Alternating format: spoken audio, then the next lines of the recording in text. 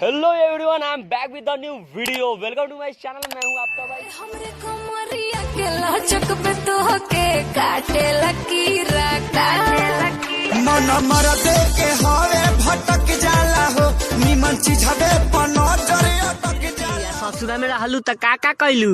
ओसना ही 20 हजार दीजिए पानी जी खिया के मजा मार लीजिए। मार एकरा माई के अगुआ फंसा देलक की तो।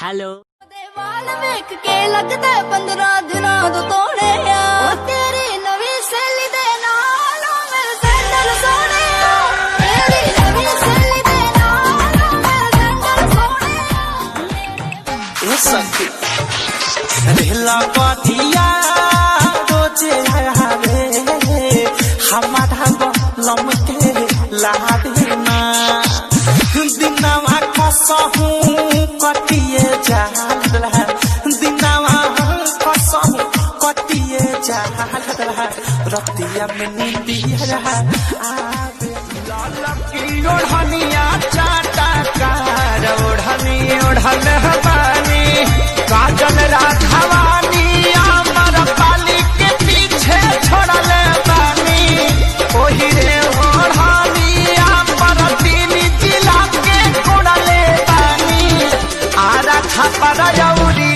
कटिहार ओढ़नी ओढ़ल फेस पे फंस गया, गलती हुई मैं तुझे देख के हंस गया। मेरे सिचुएशन पे ना लाफ करो, मुझसे दूर रहो, मुझे माफ करो।